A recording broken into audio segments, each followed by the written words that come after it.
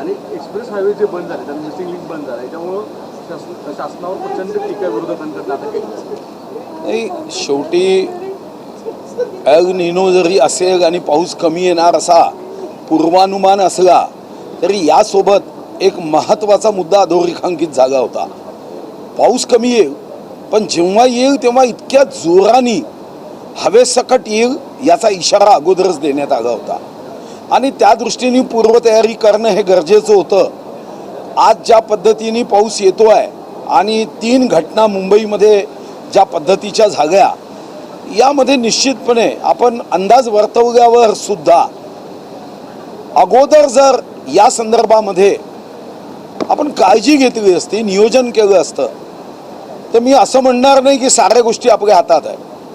निसर्गाच्या समोर तसं मनुष्याचं फार कमी चालतं, पण जेव्हा मनुष्य इतका वैज्ञानिक प्रगती करण्याचे दावे करतो तर या सर्व संकटातून याचा होणारा दुष्परिणाम, नाहक परिणाम कमी करता येतो आणि त्यासाठी आत्ताही वेळ गेली नाही. पुढच्याही काही दिवसामध्ये असा इशारा दिलाच गेला आहे की एकाच दिवशी इतका पाऊस येईल जो साधारणतः 20 दिवसात 25 दिवसात पडतो आणि म्हणून याची काळजी घेणं आवश्यक आहे. दुसरीकडे पाऊस मुंबईत पडतो आहे, आसपास पडतो आहे, पण अजूनही ज्या पेरण्या व्हायला हव्या त्या पेरण्या योग्य पाऊस मागच्या महिन्यात काही आला नव्हता.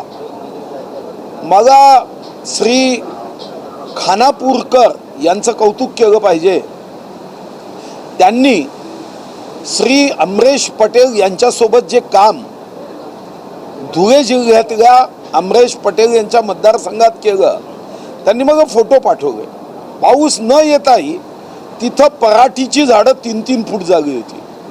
मी त्यांना विचारलं की हे कसं केलं, तर आपल्याकडे अजूनही पाऊस आल्यानंतर पाणी वाहून जातं, त्याचे छोटे छोटे स्टोरेज करण्याची आवश्यकता अजून जास्त आहे.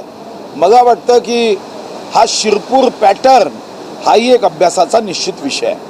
सर, महाराष्ट्राच्या विकासातला महत्त्वाचा टप्पा म्हणून कनेक्टिंग लिंकला ओळखलं जात होतं. दरड कोसळलेली आहे, पूर्णपणे वाहतूक टप्पा आहे. विरोधक टीका करतायत.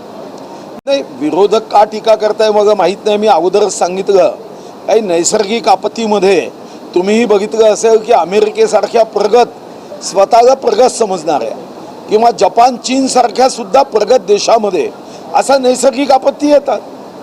आपण रशियासारख्या देशामध्ये आपण या संदर्भामध्ये त्यांचे जे ॲटम रिसर्च होतं तिथेही घटना झाली. फक्त एवढंच बघावं लागतं की मानवी दोष असता कामा नये. नैसर्गिक भूकंप येणं, ज्वालामुखी होणं याच्यामध्ये कुठेही आपल्या हाती काहीच नाही आहे. उद्या चंद्रपूरमध्ये WCLनी पूर्ण खालतून पोखरून ठेवला आहे. आमच्याकडे 4 रेक्टरचाही भूकंप आला तरी आम्ही अडचणीत येणार आहोत. मग त्या दृष्टीने सरकारने जर आत्ताच जिथं अंडरग्राऊंड माइन्स केल्या तिथं रेती, माती, फ्लॅश भरण्याची व्यवस्था केली पाहिजे. पण दुर्दैवाने जर ती झाली नाही तर जेव्हा केव्हा अशी नैसर्गिक आपत्ती येईल त्याच्यामध्ये आमचं खूप नुकसान होतं. विजय वडेट्टीवार यांनी अशी टीका केली आहे की या सरकारला टोल आणि टक्केवारीमध्ये जास्त रस आहे, एक्सप्रेस हायवेवर लोकांचे हाल होतात त्याच्याकडे दुर्लक्षित आहे. आणि बंटी पाटील यांचं म्हणणं आहे की या सरकारला आमदार खासदार फोडण्यामध्येच रस आहे, याच्यामुळे सर्वसामान्यांच्या विषयाकडे दुर्लक्षित होतं. विरोधी पक्ष काय म्हणतो ह्याच्यावर काही प्रत्येक गोष्टीवर प्रतिक्रिया दिली पाहिजे असं नाही. विरोधी पक्षांनी चांगल्या सूचना कराव्या. अशा पद्धतीचं कोणताही पुरावा न देता सरकारवर आरोप करणं म्हणजेच मला वाटतं की अच्छो को बुरा साबित करना विरोधी पार्टी की पुरानी आदत है.